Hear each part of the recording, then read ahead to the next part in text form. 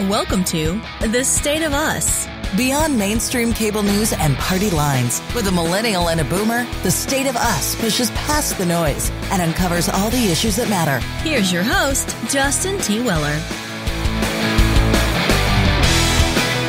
Companies reopening their workplaces are wrestling with a thorny problem.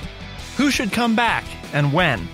Well, that's from the Wall Street Journal, and it goes on to say a mix of technology, local regulations, and subjective factors like employee sentiment is guiding reopening decisions at several companies.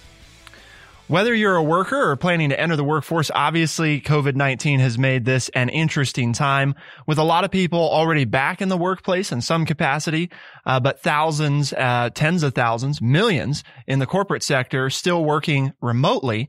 The question remains, when will people come back? And when they do, what are the key factors? And maybe they won't ever. There's a lot of questions to answer today. We're going to have a guest who's been on the program a few times before, Robin Erickson, come on in the second segment of today's program to discuss some findings of a recent survey. But in this segment, we're going to dive a little deeper in some of the challenges that companies are looking into. But of course, we couldn't begin a conversation on the workplace and the economy without TrueChat senior historian and an educator of more than 30 years. Here is your friendly redneck liberal, Lance Jackson. Well, I think it's interesting that we're doing this now because we are seeing currently a rise in COVID cases in most states, in the majority of states in the United States. And I think it takes so long to get these programs in place and to get things rolling. I'm just thinking in my field of education, there are a number of schools who got the school buses rolling today to bring their students back into the classroom because they've been out for the first grading period learning remotely. But this is at a time when our state, Ohio, is at its highest levels since March, if not the highest levels ever in positive testing. So it's ironic that here we are talking about rolling people back into work at a time when the numbers seem to be going up, but it's just kind of how it's all falling together. So that's, just kind of throwing that out there. I don't know how that affects everything, but it's just ironic to me that this is what's occurring. Well, in the article, Lance, which of course people can find at thestateofus.org, goes on to say deciding who comes back can get complicated fast. Some employers remain wary of potential legal liabilities if workers get sick on the job, while others worry about opening themselves to discrimination claims by excluding certain groups. In other words, so-and-so is essential, so-and-so is not essential. Companies also want to avoid pressuring employees to return before they're ready. In fact, one CEO says they are mindful of people's feelings being bruised when you're told you're not an essential person. Part of your job, if you're in the leadership, is to think about all the ramifications, not just the obvious ones like health and safety. And JP Morgan Chase & Company actually saw this kind of come to life, Lance. They had an employee who tested positive, and then they had to send home this whole group that had come in close contact with the individual. And the company's been gradually bringing people back, reopening branches and so forth since June.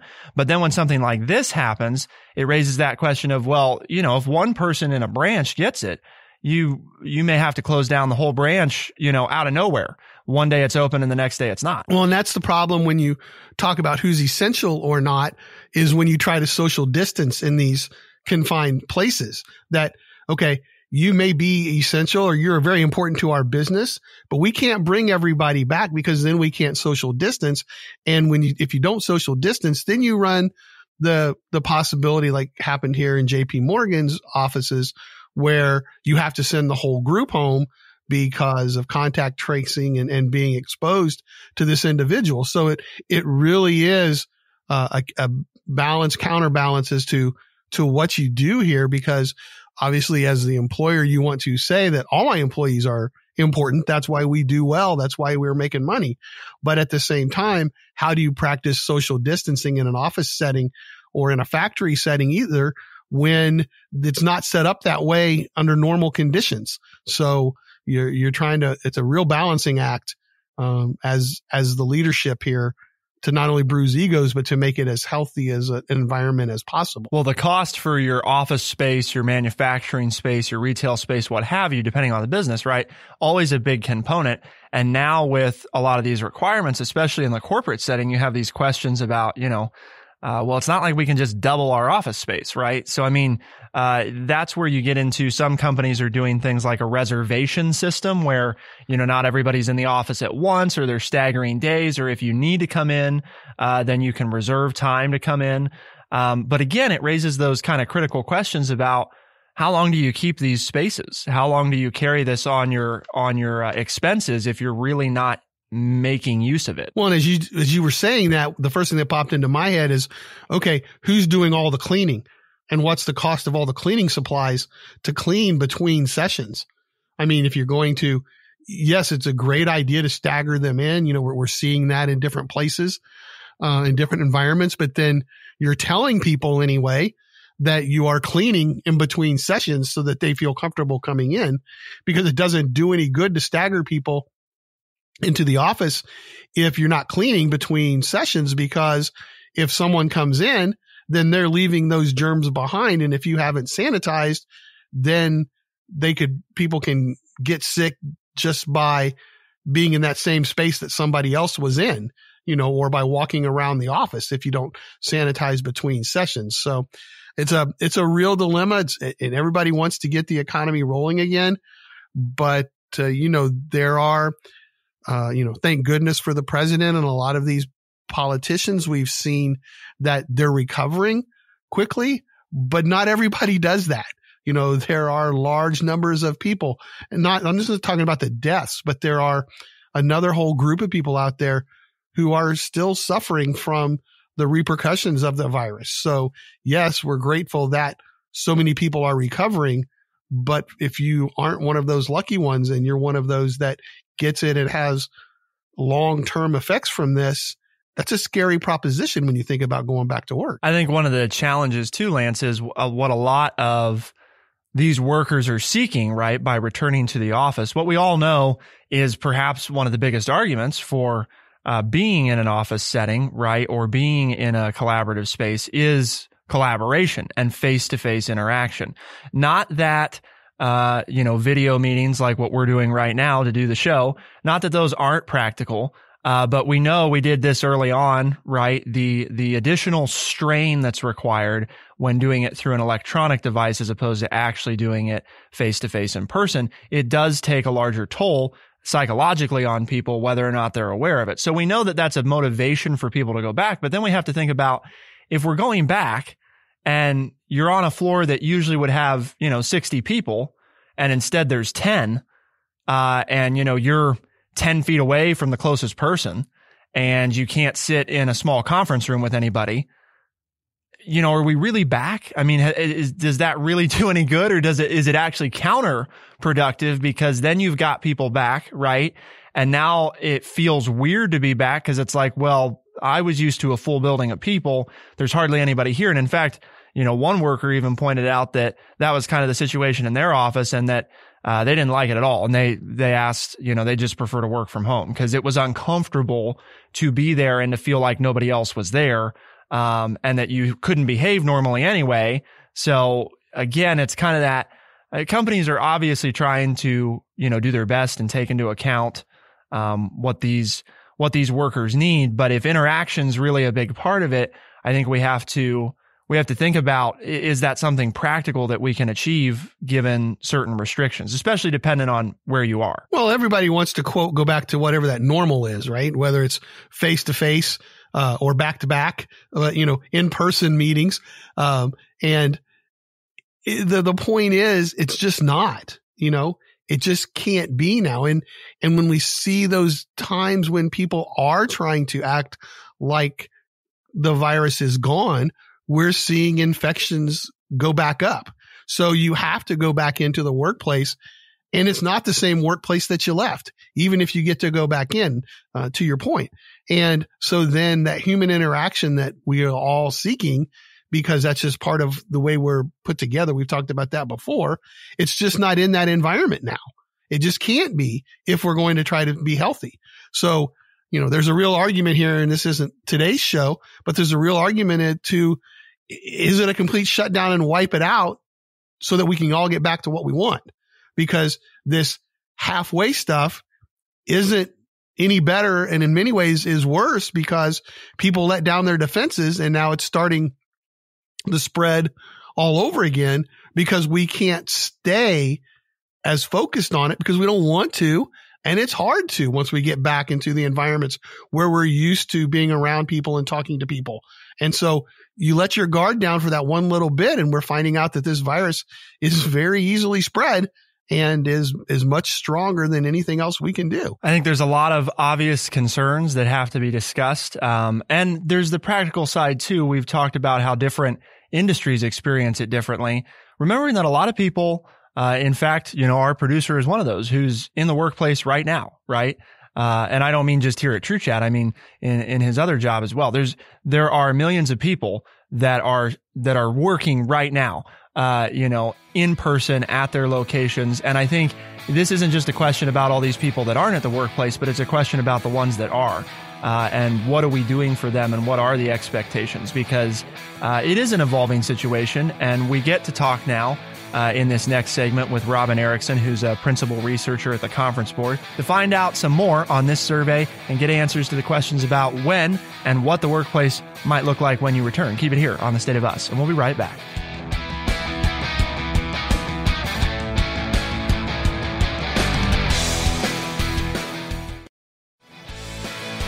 We are The State of Us. Here's your host, Justin T. Weller. We now get to speak with Robin Erickson. She's a principal researcher at the Conference Board in New York. She's been on the show a few times before, and actually we last spoke with her about 5 months ago. And at the time, we got to review a survey about workers and companies' optimism about when they might return to the workforce. And of course, today we're kind of doing a follow-up with that. There's some new research out from the Conference Board, and that's what we get to look at today. The first question I have is, only 28% of workers from the workers study, only 28% expect to return to the workplace by the end of 2020. And part of what we want to talk about is, why do they feel that way? And one of the things in the study that I picked out shows that one of the reasons is a strong distrust about fellow workers following guidelines. And it's interesting, today we're seeing a big rise in positive testing for COVID. But was there any insight as to why the trust level in coworkers is so low concerning others following the safety protocols? Thanks so much, Lance. And yes, we certainly are seeing a surge in the COVID numbers. In fact, I'm in Chicago, and they just declared a stay-at-home advisory here. So it's definitely a big issue. But we asked over 1,100 employees what their greatest concerns were about returning to the workplace. And 29% of those 1,100 people said that they were worried about a lack of adherence to safety guidelines by colleagues. And I'm assuming that that's just because they've seen so many people around them. Some people are adhering to safety guidelines and some people aren't. But we also, the employees also had other concerns. They were concerned about contracting COVID-19 personally or exposing their family members to COVID-19. That was over half of the respondents were worried about that. They also were concerned about the safety of using public transportation. And obviously that's a big deal in the cities. But that was 14% of our respondents. And so I just think that there's a lot of concerns about, am I going to catch it? Am I going to give it to my family? And I also think it doesn't help that over the last 8 months or so, the guidelines about COVID have been changing. First, it was don't wear masks. Then we should wear masks. So I think it's been really hard for people to sort of know and to be able to trust that the people around them would follow what the safety guidelines were. Well, and when you put that number together with the fear on public transportation, it all goes to what you said over half of them are concerned about, and that is catching the virus and either for themselves or then bringing it home and transferring it to someone who is immune challenged or to an older person in their home. So it's kind of interesting that if you put that all together, all of those are factors, right, in that big number of their fear of catching it because of what it could do for their health or family members' health. And I was just speaking to a family member the other day, Lance. It's interesting that this was brought up, who, said, to Robin's point, I think part of it is this confusion about, what is the right thing to do, because we've seen that mixed message from federal or state or local, depending on where you are, right? Not always matching up. And I think, what that family member told me the other day was they just don't know what to believe. They believe that it's serious, but beyond that, they have a hard time discerning, what to look at. And that's part of why, Robin, we want to talk about, I think the last time we spoke with you was in June. And at that time, more than half of organizations were pretty optimistic about their revenue returning to pre-COVID levels within a year's time. So, by like June of 2021. But here we are about 5 months later. Do these organizations still feel that optimism, or is some of what we've seen set in with people, which is that confusion, that fear about what to trust? Are we seeing that with organizations as well? So, Justin, yes, I definitely agree with you in terms of people's concerns about catching COVID. And you mentioned coworkers and colleagues and neighbors. I also would just say that I think standards are different within families and extended families. And I think that just adds to the complexity. But in terms of the revenue, we asked we asked HR executives in our April survey when they thought their revenue would return to pre-COVID levels. And they were fairly optimistic. They thought, most of them thought that it would, return by, in less than a year. But in September, when we did the sequel to that survey, we found that more than a third of respondents don't expect their revenue to return to pre-COVID levels by September 2021. And it's interesting because, returning to the workplace for many organizations coincides with the belief that, the precautions taken for COVID or the lockdowns, they're no longer necessary and life can get back to normal. In our April survey, more than 55% of respondents had experienced a decline. They expected to return to pre-crisis levels, in terms of their revenue in a year. But in September, that we found that was probably too optimistic, because only 26% of respondents have actually returned to pre-COVID levels by September.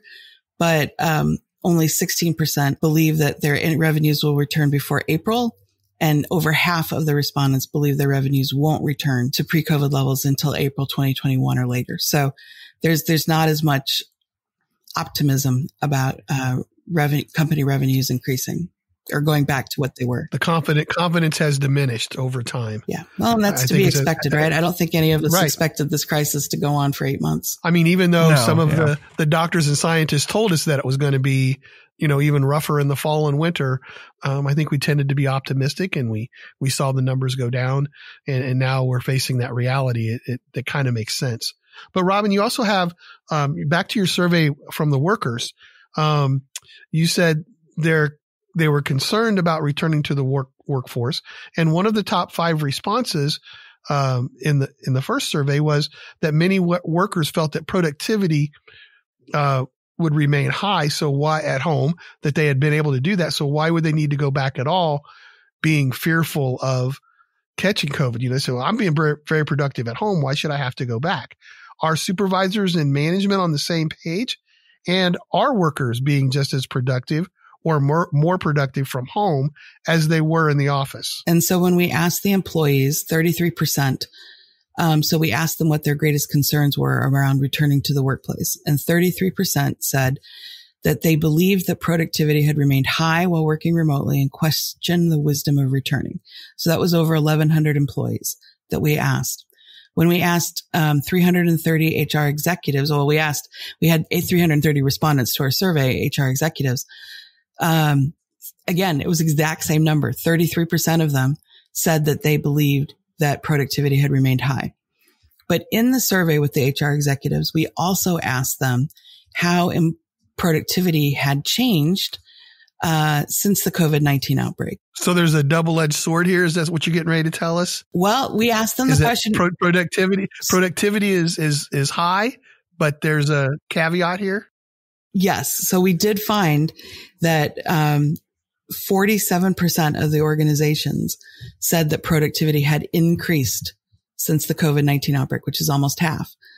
39% said there was no change. So basically, working from home, productivity has not gone down. But yes, there is a double-edged sword.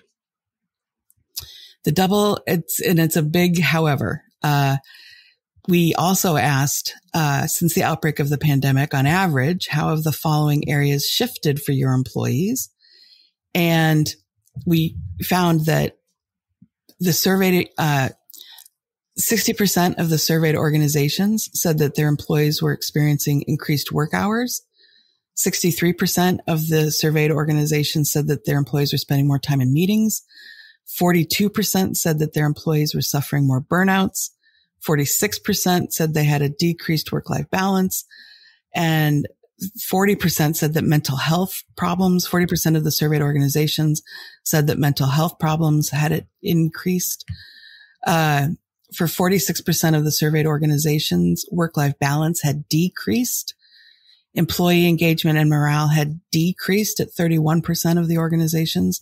So you can see there's a really big, however, to all of that, increase in productivity.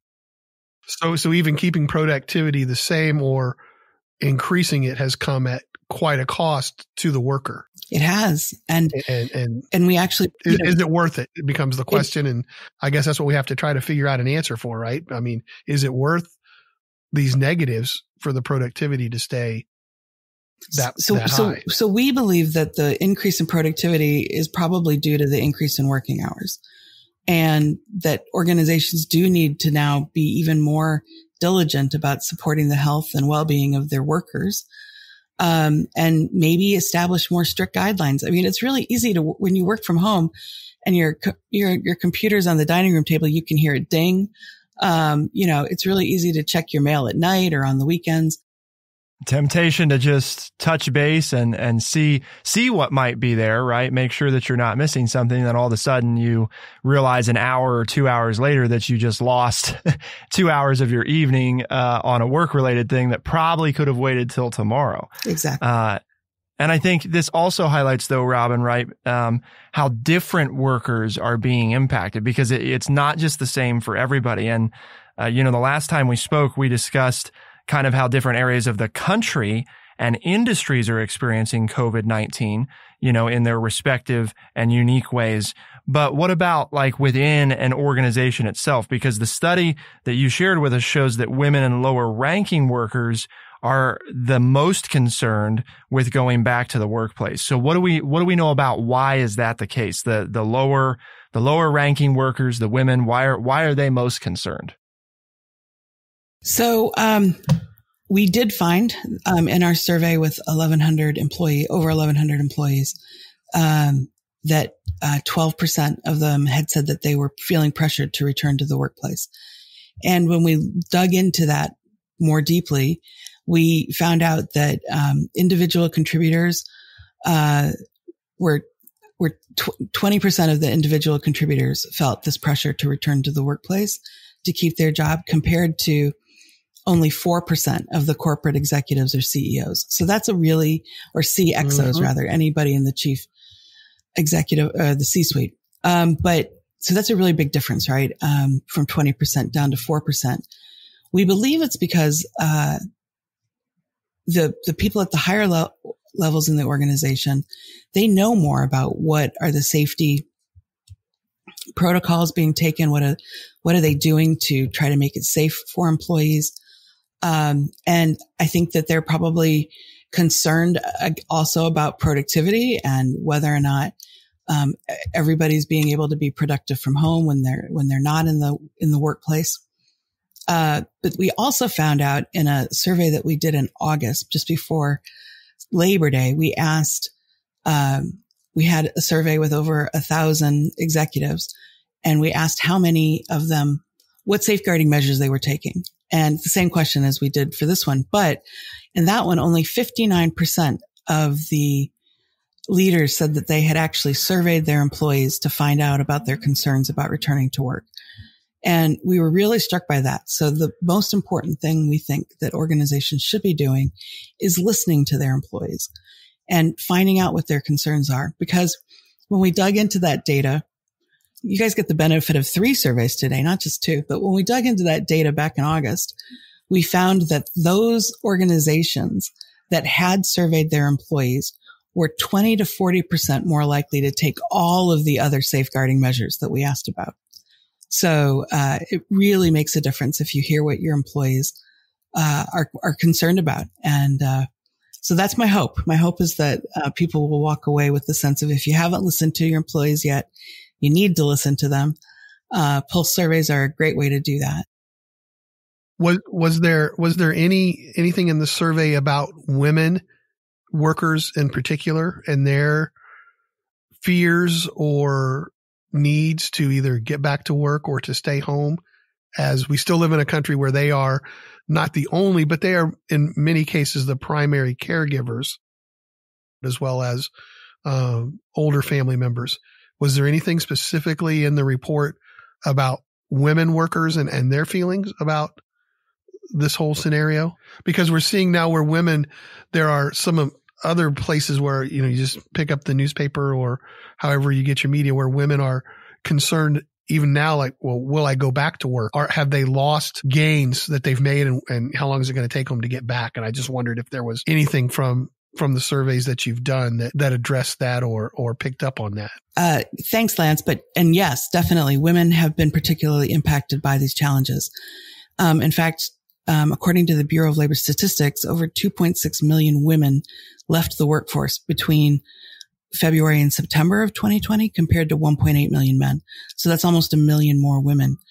Part of this is probably because of a higher concentration of women in harder hit industries. But we are definitely planning here at the Conference Board to study this trend to see if women are choosing to leave the labor force as a result of lacking dependent care, because we do believe it could have long-term consequences impacting both the earning potential of women and the number of women in leadership positions in organizations. We've had the opportunity today to speak with Robin Erickson. She's a principal researcher at the Conference Board. It's always a pleasure to have you on, Robin. We always learn something, I think, when you come on the scene, and definitely gave our listeners some stuff to think about today. So again, thanks for taking time. Thanks so much, Justin and Lance, for having me. It's been a pleasure. If any of our listeners out there would like to learn more or read these reports in detail, we've got them linked at thestateofus.org, thestateofus.org. So be sure to head there. You can learn more about the Conference Board and both of these reports. There's still more to come, though. Lance and I are going to examine what we've talked about with Robin. What are the big takeaways, and what can you do with these takeaways, right? How do they impact your life and your decisions? To find out, keep it here on The State of Us, and we'll be right back.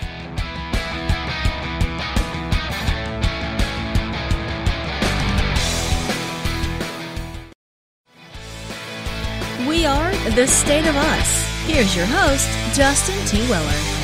We just heard from Robin Erickson at the Conference Board. Got to kind of go over the survey results and everything that's been going on. And we've definitely seen some changes. I think that much is clear.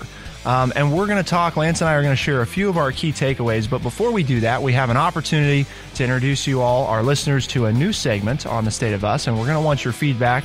It's the Food of the Day segment. So if you've been listening, you know that we're bringing in Lance's Word of the Day here and there, and seeing how we all like that. We're going to try out the Food of the Day, but this isn't going to be Lance's pick. Instead, we'll turn to our producer, the Devin Creature. So Devin, what do you have for us for our first Food of the Day? So I brought to the table today a true masterpiece called a frozen jellied turkey vegetable salad. And what that is a little bit of a nightmare, but what it consists of is turkey, some peas, carrots, and of course, gelatin to get it jellied. And my assumption from reading the recipe is that it contains roughly 2 tablespoons of gelatin, some cream of celery soup, cooked turkey is of course needed, 2 packets of frozen mixed vegetables, which they don't necessarily specify peas and carrots, although that's all it looks like it consists of. And then you have 1 cup of salad dressing, which I think you put that in there with the mixture as well.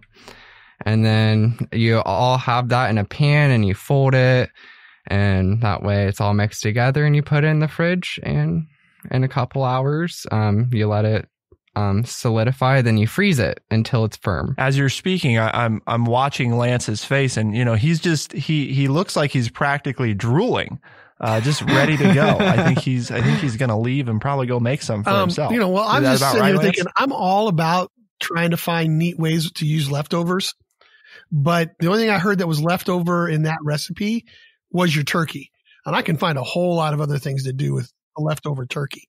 So, if I had my own vegetables, I can, you got to get creative when you're using leftovers, but they're not using leftovers. So yeah, I'm going to have to pass on the, frozen turkey, gelatin, taco salad, man. That doesn't work for me. Not at all. It's not, nope. I think, I know there's a lot of hunger in the world today, and if there was nothing else to eat, if that was what you had to keep yourself alive, I would go for it. I won't be that much of a prude. But a diet of that would really make my doctor happy, because I would lose weight on a diet with just that as my main food. Lance would definitely be reducing his food intake if that was the only sustenance available. And I like all of those ingredients by themselves. Lance, just not it doesn't just mixed. Not pureed and turned into a frozen jelly dessert. Yeah, it also looks like there's another version where you just leave the chunks of turkey, and then the cream of celery soup base will be like your holder with the gelatin. So they're just leaving it in chunks. That's kind of what I was envisioning. All right. So, well, after I'd eat it, just chunks. That almost looks more like the picture that I'm looking at. It's almost like a soup sort of mixture, rather than a frozen jellied item. Well, then it goes into the mold, and that's where the process really begins. The mold.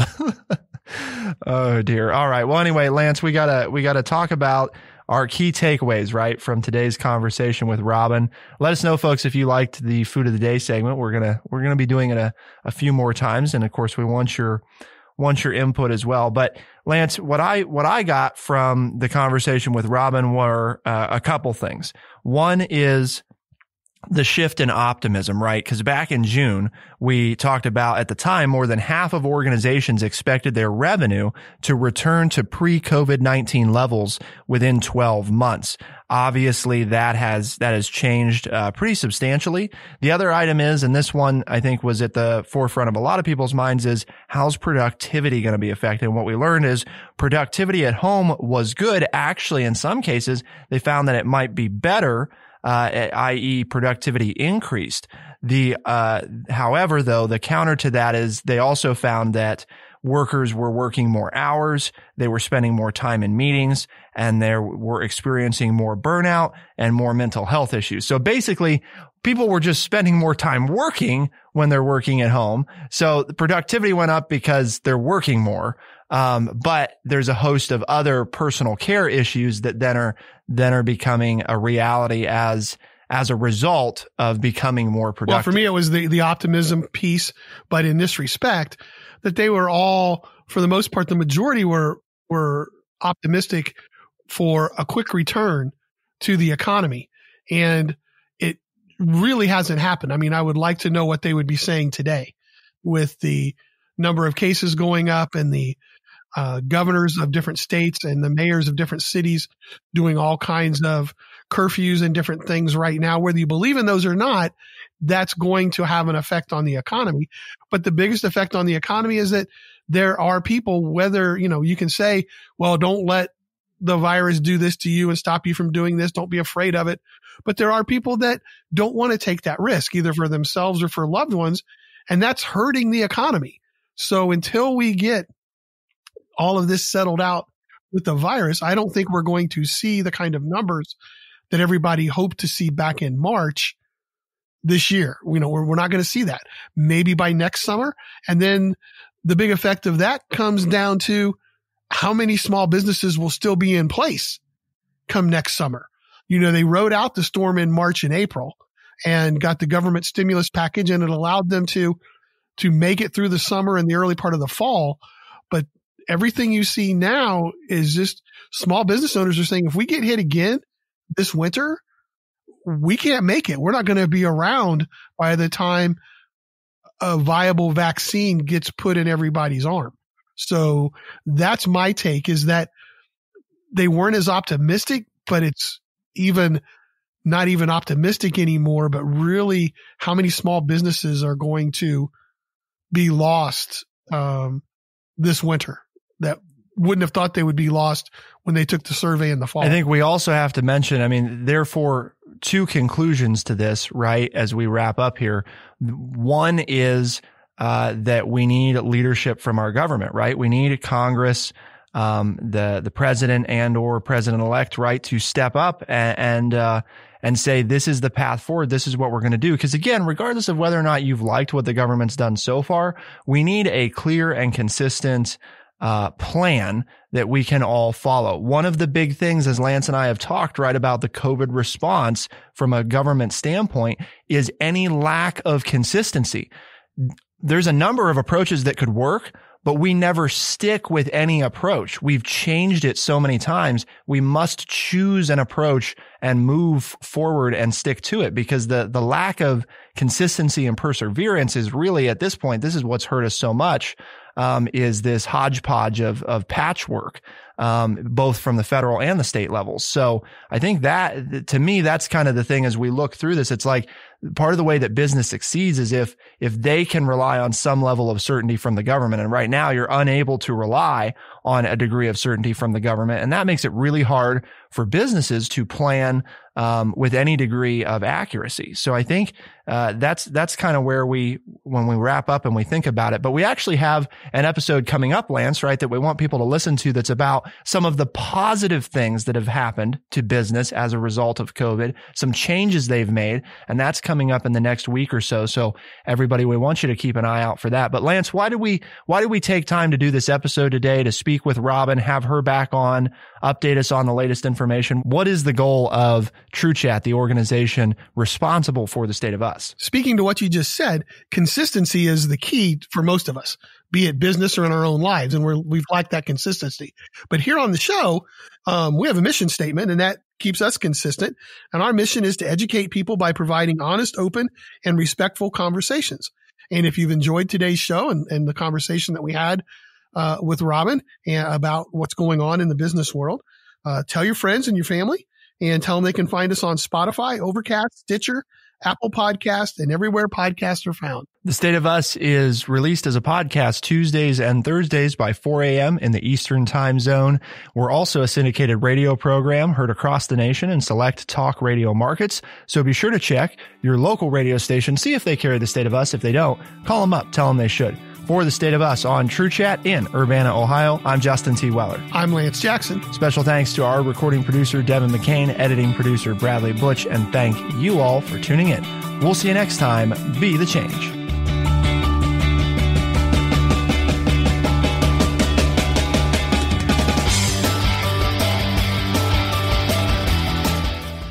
Be sure to check out our website, thestateofus.org, for books, articles, and all the ways to tune in. thestateofus.org.